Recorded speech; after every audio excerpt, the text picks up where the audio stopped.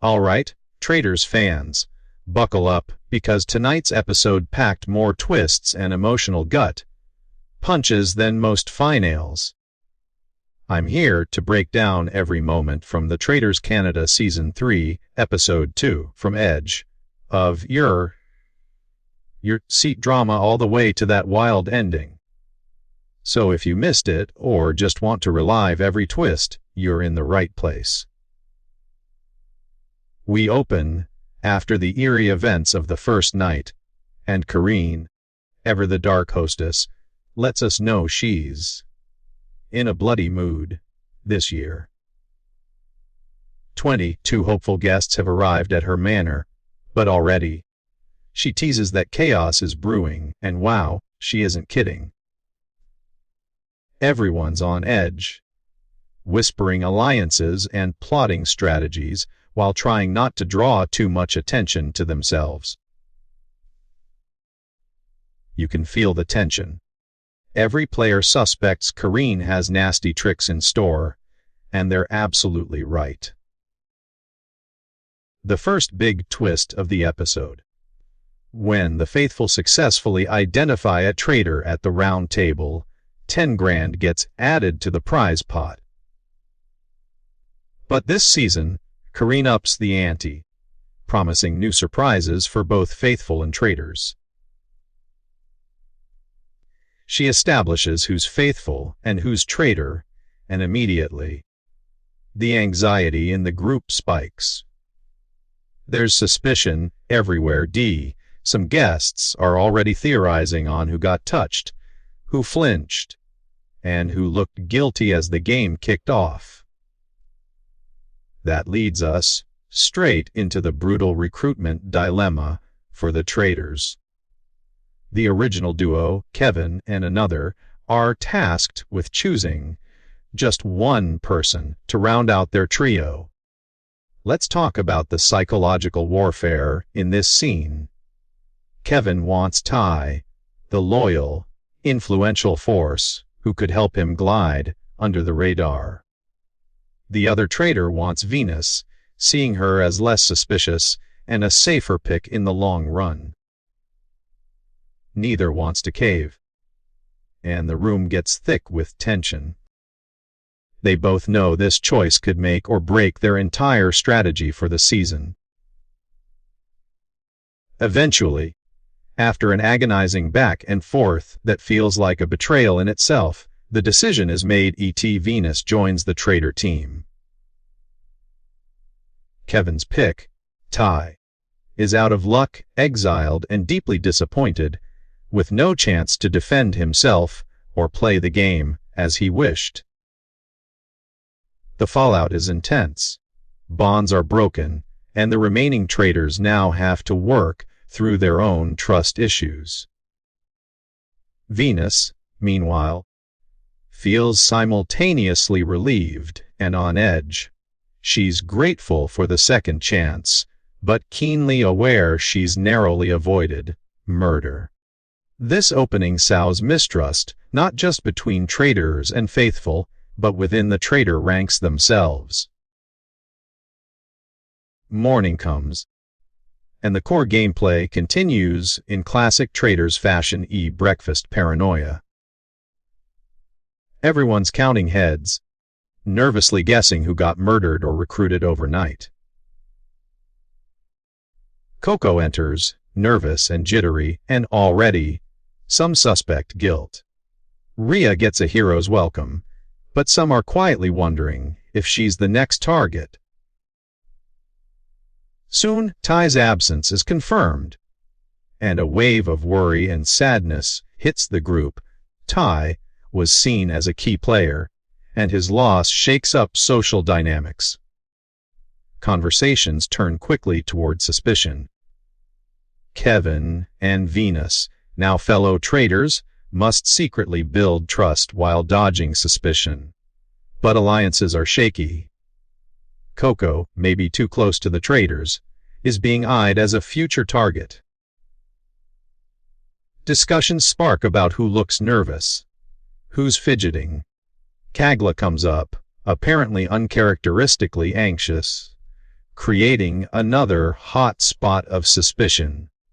Before anyone can cool their nerves, it's mission time. The day's challenge is a classic trust test, blindfolded duos navigating a forest to retrieve gold bags hanging from trees. This scene is chaos unleashed. People are shouting directions, trying not to trip, and forming shaky alliances that could cost them the game. Not everyone succeeds, and the pressure mounts as the challenge transitions to shield selection. At the bridge, if both teammates choose the same person, that player gets a shield and safety from murder.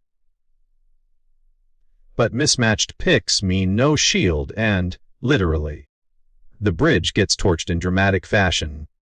Only a handful, Venus, Kara, Jamal, Meredith, Shaughnessy, Asfer, end up with shields, making them immune from the next murder. The rest, wide-open targets. The fallout from the challenge sets up another round of paranoia. Why were certain people asking about who got shields?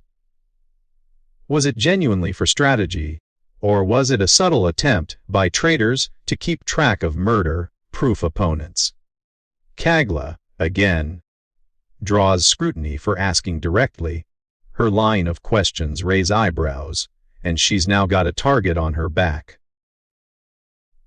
Now, the real drama unfolds. The first round table of the season. Chatter is all about who's dropping names, who's deflecting, and who's secretly plotting. Curtis finds himself in the line of fire. His name is circulating due to alleged blushes, car ride gossip, and subtle behaviors. Omar, Lisette, Meredith, and others debate whether these are real tells or just paranoia. Some accuse others of weaponizing suspicion, and arguments get emotional and personal. Allegiances shift minute by minute, and although a few want to take the risk of throwing out less popular names, the bandwagon against Curtis is unstoppable. Then comes the vote. Curtis receives the most votes and is banished from Kareen's manor. When he reveals he's actually a faithful, jaws drop and frustration explodes across the group. Instead of unmasking a traitor and adding 100 to the pot, they've lost a valuable ally, and their suspicions are now thrown into question. It's déjà vu for fans of previous seasons. Sometimes the hunt for a traitor creates more collateral damage than results. After the banishment, the mood is tense and uneasy. Everyone's second, guessing their choices, friendships are fraying, and former allies are starting to doubt each other. Meredith and Lisette have an especially fraught conversation. Apologies are offered, but the air is thick with unresolved suspicion. Coco, meanwhile, feels exposed. Being a two-time Big Brother finalist means she's seen as a threat, and her secretive gameplay invites distrust. All these fractured relationships mean murders will be easier, or harder, if the right person holds a shield. Finally, the big endgame twist hits. The traitors aren't allowed a traditional murder tonight. Instead, Kareen hands them a letter and tells them to each nominate 4 candidates for murder. Who'll die next is left up to tomorrow's mission results, not direct assassination. This means the traitors have to strategize more boldly, and with a dose of chaos, deliberately choosing a mix of beloved and unpopular guests to keep everyone off balance. They're told they could write down their own names, but, well, that's not happening. Sacrifice is not on their menu. With murder off the table for now, everyone faces a sleepless night. Alliances are uncertain, and paranoia is at an all-time high. No one knows who's truly on their side, and the lines between faithful and traitor are more blurred than ever. To wrap up, Episode 2 ramped up the tension with clever twists, emotional banishments, and a mission that forced everyone to show their true colors, sometimes literally, with all those nervous blushes. The traitors struggled to unify, old friendships were shattered, and faithfuls made costly errors that left the group shaken. The game is anyone's. Kareen's unpredictable rules mean threats can come from anywhere. Now it's your turn, detectives. Drop a comment. Who do you think is the sneakiest traitor this season? Did the group mess up banishing Curtis? Let's chat. And don't forget to smash like, subscribe, and share this recap for more deep dives into the Traitors Canada. No. See you next episode.